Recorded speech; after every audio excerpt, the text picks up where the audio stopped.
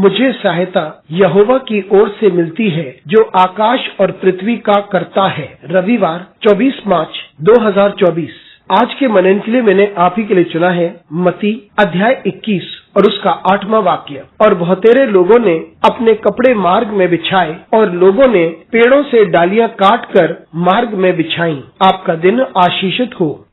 जब यीशु मसीह इस पृथ्वी पर आए तो वे इसलिए आए ताकि वे यरूशलेम में प्रवेश करें एक मसीहा के रूप में। आइए इस वाक्य पर मनन करते हैं। आज की सुबह का विषय है विजयी प्रवेश। जब हम सुसमाचार को पढ़ते हैं तब हम ये देखते हैं कि यीशु मसीह यरूशलेम में प्रवेश करता है। वे अंतिम बार एक विशेष उद्देश्य के तहत प्रवेश करता है। यीशु मसीह को पता था कि उसको पकड़ा जाएगा, सौंप दिया जाएगा और क्रूस पर चढ़ा दिया जाएगा। वे उस पीड़ा को जानता था, फिर भी उसने यरूशलेम में प्रवेश किया। वे एक विजयी प्रवेश करता है ताकि सारे लोग जो अधिकारी हैं और प्रभुता रखते हैं वह उसको पहचाने। और ऐसा करके वे उन सामर्थ्यों को एक चुनौती दे रहा था। वे एक गधी पे बैठकर एक राजा के समान प्रवेश करता है और भीड़ उसे एक राजा और प्रभु के तौर पर उसे स्वीकारती है क्योंकि वे उसे एक नबी, एक प्रभु और एक मसीहा समझते थे, एक ऐसा व्यक्ति जो उन्हें बचाने आया है। मित्रों, यीशु मसीह को पता था कि वे एक राजा के जैसे महल में रहकर शासन करने नहीं आया था। वे इसलिए आया ताकि वे अपने आप को पूर्णता दे सके, अपनी बलि दे सके उस क्रूस पर,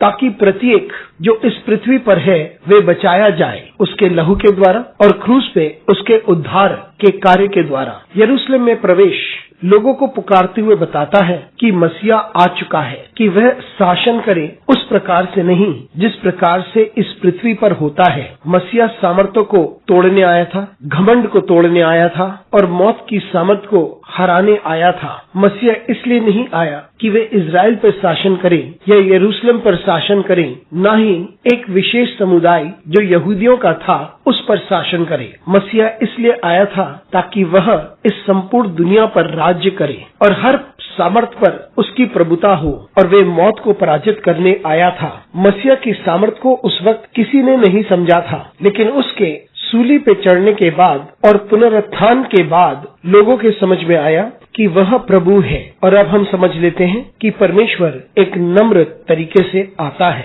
और यरूशलेम में प्रवेश करता है। आइए हम अपने प्रभु को एक उद्धारकर्ता के रूप में और राजा के रूप में निहारें। अनुग्रहकारी परमेश्वर, स्वर्गीय पिता, तुझे धन्यवाद देते हैं। हमारी सहायता कर परमेश्वर, ताकि हम इस बात को समझ सकें कि यीशु मसीह ही उद्धार करता है और राजा है। यीशु मसीह के नाम से मांगते हैं, आमीन।